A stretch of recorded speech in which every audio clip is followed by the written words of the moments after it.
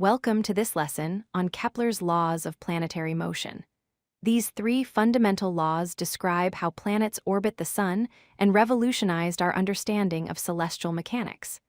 Let's explore each law in detail and understand their significance in astronomy. Johannes Kepler formulated three fundamental laws between 1609 and 1619 that describe planetary motion around the Sun.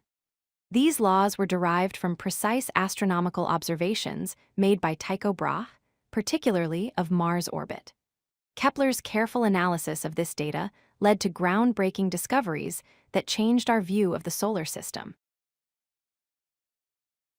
Kepler's first law, also known as the law of ellipses or the law of orbits, states that all planets move in elliptical orbits with the Sun at one of the two foci.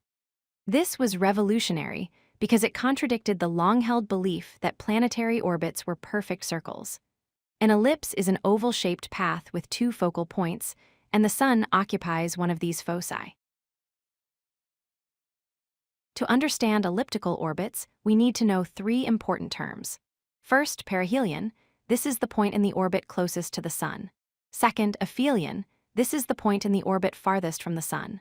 Third, eccentricity. This measures how elongated the ellipse is. An eccentricity of 0 represents a perfect circle, while values closer to 1 indicate a more elongated ellipse. Most planetary orbits have low eccentricity, meaning they are nearly circular. Kepler's second law, known as the law of equal areas or the law of areas, states that a line joining a planet and the Sun sweeps out equal areas during equal intervals of time. This means that as a planet travels around its orbit, the imaginary line connecting it to the Sun covers the same amount of area in the same amount of time, regardless of where the planet is in its orbit. The second law has important implications for planetary motion. When a planet is closer to the Sun at perihelion, it moves faster.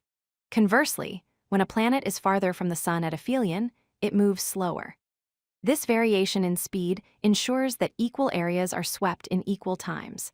This law also demonstrates the conservation of angular momentum, a fundamental principle in physics where the rotational momentum of the planet remains constant throughout its orbit. Kepler's third law, called the law of periods or the law of harmonies, establishes a mathematical relationship between a planet's orbital period and its distance from the Sun. It states that the square of the orbital period of a planet is proportional to the cube of its average distance from the Sun. This means planets farther from the Sun take much longer to complete one orbit than planets closer to the Sun.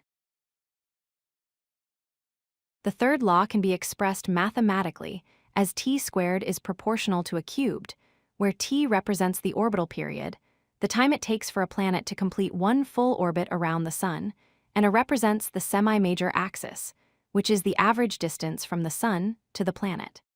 This relationship allows us to calculate orbital periods or distances for any planet in the solar system. For example, Mercury, the closest planet to the Sun, takes only 88 days to orbit, while distant Saturn requires over 10,000 days for one complete orbit. If you like this video, hit that like button and don't forget to subscribe. Visit codelucky.com for more such useful content.